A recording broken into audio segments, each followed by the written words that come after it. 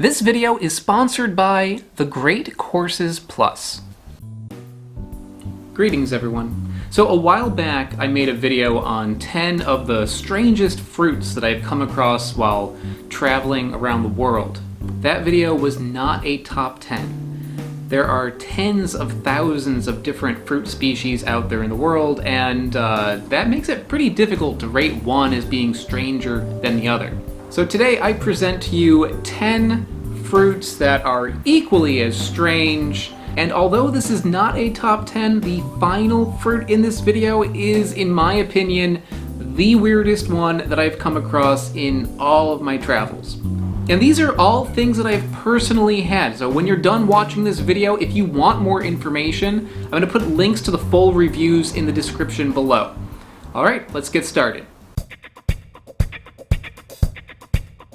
I am happy to say that I have with me the ackee fruit. It looks amazing. Just like check that out. It looks like there's like little eyeballs on it. This fruit tastes a bit like avocado and almonds, but with the texture of scrambled eggs.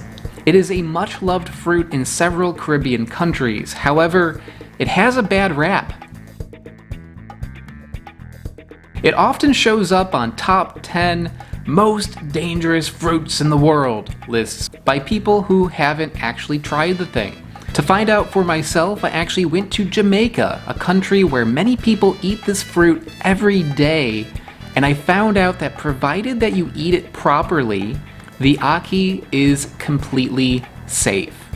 Cases of people getting sick from it do happen, but it's extremely rare. So I made a video trying to clear up the misconception that ackee should be avoided, and much to my horror, footage from my video has now been used several times without my permission in more brain-dead rehash videos about how dangerous it supposedly is. So it's safe to say they'll continue to distance themselves from this dangerous fruit. Number 11. So let me say it once again, the ackee is delicious. If you have a chance, definitely give it a try. If I lived here and I would be able to have an ackee tree, I would be eating this every day, at least. This is probably like one of the most delicious things that I've had. Hey, I'm in Brunei and these are Assam paya. Although lemons have a reputation for being the most sour fruit at the supermarket, there are many fruits in nature that are far stronger. Out of all the ones that I've had, the Assam paya is the most sour fruit that I have come across. In Borneo, where I found this palm fruit is pickled and then used in cooking in order to add sourness to food. Besides how intense it is, it also looks pretty neat. The fruits remind me of the tip of like a giant rattlesnake tail. It's a cluster of small fruits that are covered with a scaly skin. It's pretty cool. Ooh.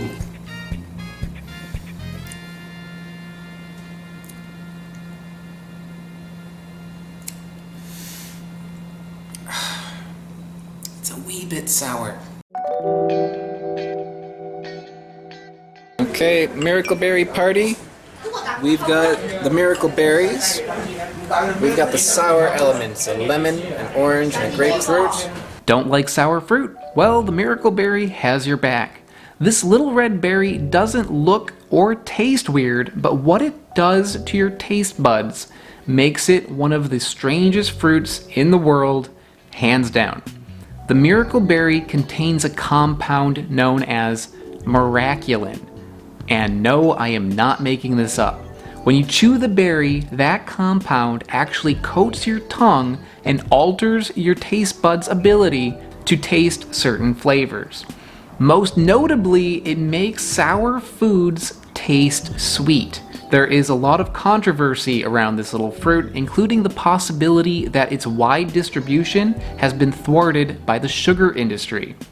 But it is thankfully gaining some popularity these days, and tablets made from this fruit can be purchased at some stores and online. Yes. It's like a little sour, but not nearly as sour as it should be.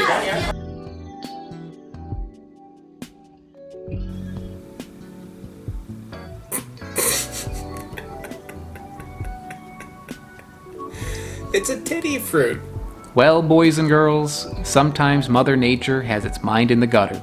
Such is the case with the titty fruit, also known as nipple fruit and cow udder fruit.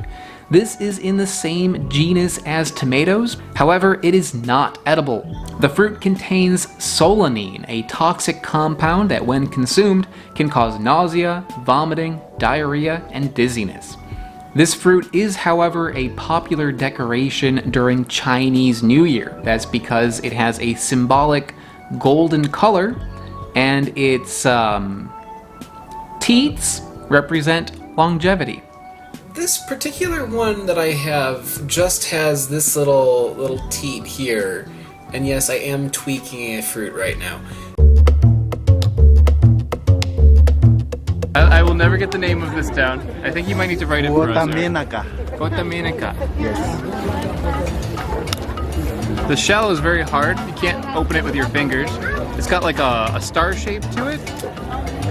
It splits at those seams. Inside there's a little seed. As its scientific name, Combretum obscurum, suggests, this fruit is extremely rare, with almost no mention of it online. I found it at a large outdoor market in Madagascar, where it was being sold under the name Votemenica. However, since I don't know how to pronounce Votemenica properly, I started calling this the star nut due to its shape. It was sold to me as something that can be eaten as a snack, but that it's also used as a medicine for killing parasites.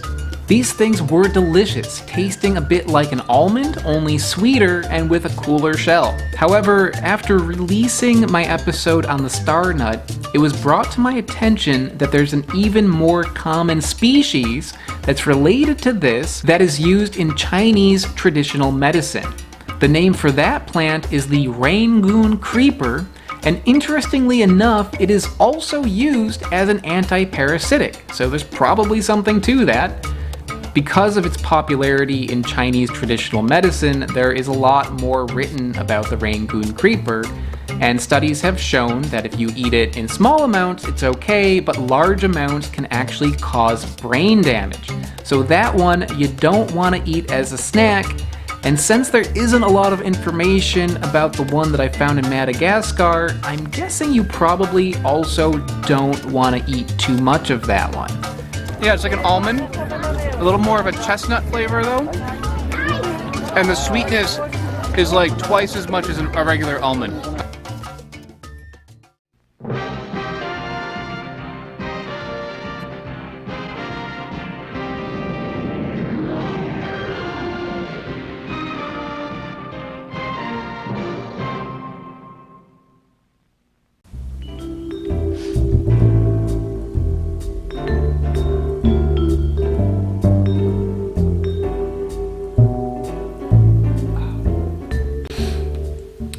Believe it or not, I went to college.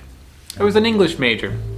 And then, after I graduated, I became a circus sideshow performer and a fruit hunting YouTuber. Yeah, looking back now, I probably should have taken some courses that would be more useful for my career now. And although I don't have time to go back to college, I do have time to improve myself. And that's why I love the Great Courses Plus. The Great Courses Plus is a subscription-based service where you can stream over 11,000 different video lectures. You don't have to worry about sifting through videos that are just trying to get views. These are well-researched lectures that are presented by experts, many of them Ivy League professors. There are in-depth courses like what you'd learn at a college, and then there's more useful things for just about anybody, like how to improve your cooking technique or communication skills. And the best thing of all, no clickbait. I've been taking the course The Botanist's Eye by Catherine Clyer. It's about how to identify plant species when you're out in nature, which for my fruit hunting adventures is so useful. As an entertainer, my schedule varies a lot. Some days I have a lot of free time, other days I have no free time at all. So what I like about these courses is that they're broken up into little, easily digestible chunks. So on busy days, I could find enough time to watch like one video, and then on slow days, I can binge through a whole bunch of them. It's a new year, and that makes it the perfect time to make a resolution to learn something new. And right now, the Great Courses Plus is making that really, really easy because there's a free trial that you can sign up for today. So just go down to the description below where I put a link there, or go to thegreatcoursesplus.com/weirdexplorer.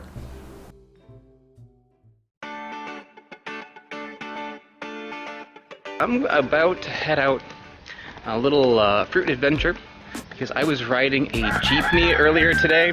I saw a Calabash fruit tree. So I'm gonna go over there and just like knock on their door to see if they can sell me some or something. I don't know. Calabash fruit, no relation to Calabash gourd, are big heavy fruits that hang from their trees like green bowling balls. In most countries where these grow, the shells of this fruit are used to make bowls, but the flesh is usually considered to be poison. However, in the Philippines, this is not the case. There, these are called miracle fruit, no relation to miracle berries, due to them being used to make a medicinal tonic. While traveling in the Philippines, I saw these growing in somebody's yard, and when I asked them about it, they actually invited me into their home and prepared the tonic for me. Seriously, people in the Philippines are so sweet. The fruit is not recommended to be eaten fresh, but they told me that a little bit is okay, so I did try a piece of it, and it wasn't great. And then when I tried the tonic that they made out of it, well, that also was not very good. The flavor does leave something to be desired, but that's often the case with most things made into medicine. What's cool about this is definitely not the flavor, and it's not even what it looks like. It's how that this fruit is used so differently in different countries. It's amazing to me that in some countries this fruit is seen as a miracle, and in other countries it's just something you make bowls out of. Not the most appealing thing in the world, but certainly one of the more uncommon things I've ever had. And plus it comes with like a wonderful bowl.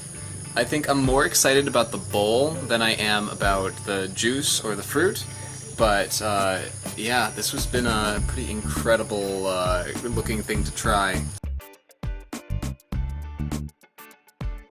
It's called Monstera deliciosa, which the name itself is pretty interesting. Monstera is Latin for monstrous or abnormal, and deliciosa means delicious, so it is literally a delicious monster. A green corn cob looking fruit with hexagonal scales that fall off when it's ripe. Yeah, that's pretty weird. Monstera deliciosa sometimes shows up at high-end produce shops, but when it does, it usually comes with instructions. Due to it containing high amounts of oxalic acid, eating this thing before it's entirely ripe can give you sores in your mouth. Thankfully, ripening this fruit is part of the fun. Just put it in a bag and its natural gases will slowly build up inside that bag and cause the scales to fall off naturally. If you eat the exposed areas where the scales fell off, it will taste, well, monstrously delicious. It's kind of like a pina colada in flavor. Just never force the scales off the fruit, because if you do and you eat some, it will taste like burning. I mean, it looks weird, it ripens strange, the fruit is really delicious but also pretty strange, it's dangerous, it's got weird leaves, it's a weird one. Mesquite. Barbecue! No, not barbecue. Mesquite is best known for its wood that is used to smoke meat. However, it has a fruit that has historically been used by Native Americans in order to make a beverage. When prepared this way, it tastes a bit like if you were to cross coconut water with apple juice. I tried it and it does taste pretty good. These days, mesquite is getting a bit more popularity, not for the drink, but because it can be used to make a gluten-free flour and also a coffee substitute, which it does work pretty well as. There are several different species of mesquite. Some of them taste really good, and some of them taste really bad. My favorite species is the screw bean mesquite. This one has a really nice flavor, and unlike some of the species that have large, hard seeds, the screw bean seeds are small enough not to break your teeth. However, the best thing about the screw bean is its appearance. This thing looks crazy, like a bunch of tiny spiral rods that are clumped together into a ball. You know, when I was younger, I had this toy that was like a ball of fingers. There's like a little ball with like fingers sticking out of it. I love that toy. This reminds me of that. There's a comparison you're not going to see in another video. This is very cute. This is like the banana that like a fairy would eat, or like an elf.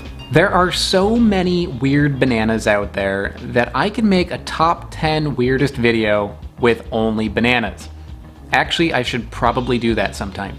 But for now, I would like to draw your attention to the 1,000-finger banana. These are weird for a few different reasons. First of all, the bunch that these bananas come from is so long that it can reach all the way down to the ground. These bunches hold hundreds of teeny tiny little baby bananas that are packed tightly together. You can actually pick one of these out and peel it just like you would peel a regular sized banana, and they taste about as good as a regular supermarket banana. Look at that, it's so small.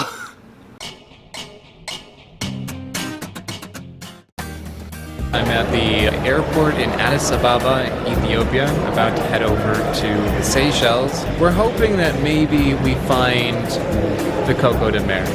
There's a chance. The Coco de Mer is, in my opinion, the weirdest fruit in the world. There may be weirder fruits out there that I haven't found yet, but this one is going to be pretty hard to beat.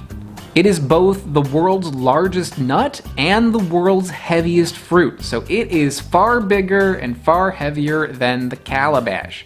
And with an appearance that has given this fruit the nickname lady fruit and butt nut, it is more suggestive looking than an entire bouquet of titty fruits. But it is not the appearance that makes this fruit truly strange, it's the history. For centuries, the hollowed out nuts of the Coco de Mer showed up on the shores of several different countries, but nobody knew where it came from. To explain the origin of these mysterious fruits, people created a mythology around the Coco de Mer. Some suggested that the trees grew at the bottom of the ocean floor, and then when the fruits ripened, they would fall from the tree and then float up to the surface. Eventually, the trees were finally discovered growing on two small uninhabited islands in the Seychelles archipelago, located in the middle of the Indian Ocean. Some believe that these islands were Eden, and that the Coco de Mer was actually the tree of knowledge. That is only a small sample of what makes this fruit so weird. I actually made a 5-part feature-length documentary about the Coco de Mer, so if you want to hear more about it, check out the link below. There's a mythology here that the male trees late at night will actually bend and mate with the female fruits. And people say that if you come late at night and you walk through the forest, you can see it. But if you see that happen, you'll be cursed, probably die. So there you have it, 10 strange fruits from my travels, and if you want any more information about what I've talked about in this video, check out the links in the description below. Also, I plan on making more videos like this in the future, so there'll probably be another one in a few months. If there's anything that I've talked about in the past on this channel that you would like to see in a video like this, a top 10 sort of video, put that in the comments below.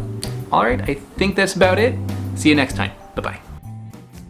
I would like to give a big shout out to Smarter Every Day, AltPod, and the Harbor Leaf Tea Company. They are mega patrons over on patreon.com.